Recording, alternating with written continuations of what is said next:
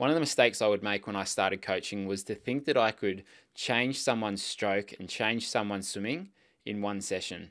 And while you can absolutely make some changes to your stroke in the space of 1 hour, 2 hours, 3 hours, if you're going to make that change a habit, and if you're going to be able to maintain that when you're racing, it's going to take you more than thinking about it for 1 or 2 hours. It's probably going to take you a little over 2 months. And there was a study released in the European Journal of Social Psychology by a researcher, Philippa Lally, and her team of researchers. And they surveyed 96 people over a 12-week period to find out exactly how long it takes to start a new habit or to form a new habit. Or to look at that differently, how long it took them to replace an old habit. So if you think about that in terms of technique, well, how long is it going to take you to be able to maintain any changes that you're looking to make? And what they found over the course of 12 weeks was the participants, they chose a new habit and reported each day how automatic the behavior felt. And at the end of the period, they analyzed the results and found that the average time it took for the participants to pick up a new habit was 66 days. And this is pretty much along the lines of what I've seen with swimmers who have come along to clinics or who join us in the membership. That's pretty much the length of time that it takes someone to really see dramatic improvements or dramatic changes in their stroke.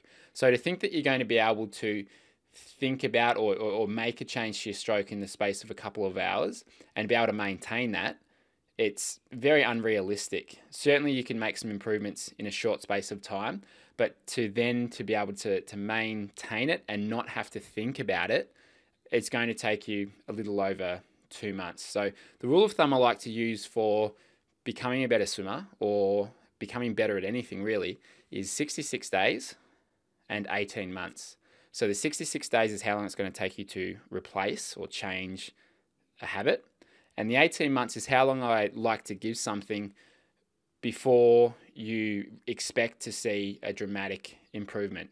Most people don't stick with something long enough. So let's say you want to train for the English Channel. You want to prepare for it. To try and do that without too much of a swimming background, to try and do that in 6 months is an unrealistic target. In all likelihood, you're going to have to prepare for 18 months, if not a little bit longer. I know swimmers who have had this goal in mind and they've started 2-3 years out to build up to it because they want to be certain. They want to have that certainty that when they get over to England and they're ready to swim it, that they've done everything they can to prepare. So if you have the mindset of, I'm going to stick at this thing for 18 months, and if at the end of 18 months I'm not going to I want to stop it, or it's not something I want to do, then that's a pretty good benchmark to know whether or not you're going to succeed at this thing. But give it enough time to actually make a change. And if you think about how long it's going to take you to become stronger, to become fitter, to learn what you need to when it comes to racing in swimming or triathlon, to make mistakes and learn from them, it's going to be quite a long cycle. So have that long-term mindset and think 66 days as how long it's going to take you to replace any habits that you need to replace. And then 18 months is the length of time that you should really give something to give it a good shot to know whether or not it's something you want to stick with, or it's the length of time you need to be able to really see a dramatic improvement in whatever you're working towards. So I got an email from someone who came along to a clinic in Sydney in July, and this was about 45 days ago, and she was training for, she wanted to go under 9 minutes for the 400 freestyle, which is the requirement that you need to get your bronze qualification, basically to become a surf lifesaver. And she was around 9:22. So she was just above it, needed to take off about 6 seconds per 100 for a 400. And she emailed me today saying she was down to 8:42. So that's 10 seconds per 100 quicker in the space of about 40 days. And so now she's she's going to be pretty confident when she does the test to swim the 400 under 9 minutes. So think about that in terms of, all right, how long is it going to take me to make these changes? She was able to do it in 40 to 45 days. Now, will she be able to maintain those changes to her stroke without having to think about them too much in just that amount of time. Well, maybe everyone's different, but if she keeps focusing on that for another 20 odd days, you can be pretty certain that if she's been thinking about those technical changes every session that she's doing and she's been swimming consistently, then there's a really good chance she's going to be well clear of that 9-minute mark when it comes to doing the test. So keep that in the back of your mind, 66 days and 18 months. And I think about that in terms of when I did the Ironman in New Zealand about a year and a half ago. My swim was exactly where I wanted it to be. My run was pretty much where I wanted to be as well. But my bike was a long way off. And if I look back at it, I've really only trained for 8 months on the bike and probably not properly for about 6 months.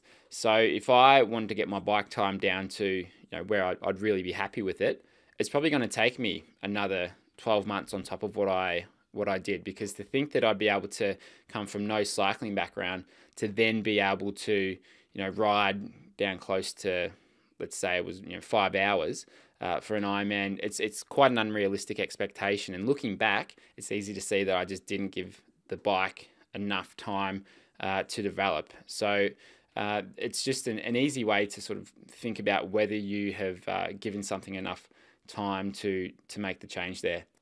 That's why I changed the Effortless Swimming membership to an annual membership. So this is where people from all over the world upload videos for analysis. I'm in there coaching them, so they've got their own private coaching thread. There's workouts, there's a lot of technical videos as well. It used to be a monthly thing where people would join up on a monthly basis, and the people that I want to work with are people who want to stick with something for at least a year.